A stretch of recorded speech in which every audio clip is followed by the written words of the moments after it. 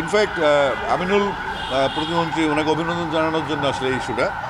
আমরা তো একটা পুরনো সম্পর্কের মধ্যে ছিলাম, আমিনুল আমি অনেক আগে থেকে আমরা সম্পর্কিত, এবং ওর সম্বন্ধে আমার খুব উচ্ছ্বাস সবসময়, এবং ওনাকে বেগম যে খুব আদর করতেন। আমরা একসাথে বেগম যে কাছে যেতাম। তো আমরা বেসিক্যালি যাওয়ার উদ্দেশ্য হচ্ছে উনি আমাকে ফিল করছিলেন, আমি আমাকে ফিল করছিলাম পুরনো সম্পর্কে রয়েছে।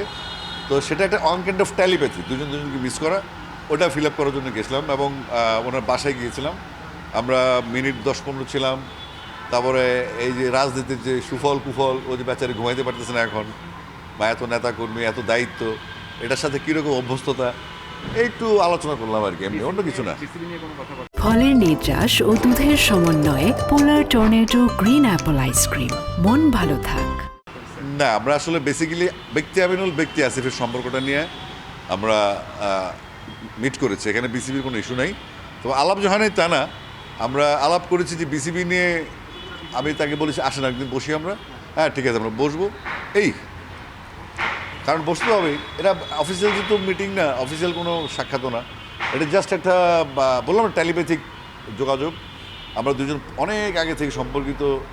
আর আমিনুলকে আমি সবসময় ক্রীড়ামন্ত্রী বলতাম, সবার সাথে পরিচয় অতীতে যখন ছোটো ছিলেন, মানে রাজনীতি শুরু করেন, ফুটবলার ছিলেন।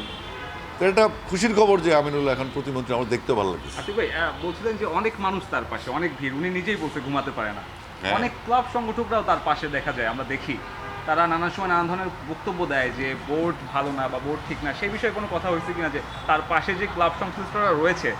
না না, সেটা আসলে সমস্যা। একজন মন্ত্রী বা একজন এমপি বা একজন জনপ্রতিনিধি দায়িত্বশীল জায়গায় সবাই যাবে। তো ওটা আমি যখন বলেছি সেটা একটা মিডিয়াতে বলেছিলাম। তো এটা আমি এখনও সবাইকে বলছি, আসলে মানুষ যখন সফল হয় তখন চারিপাশে একটু খেয়াল রাখতে হয়। কারণ অতীতে কারা ছিল, অতীতে কারা বন্ধু ছিল, বা অতীতে কারা শত্রু ছিল, এখন কারা আসছে।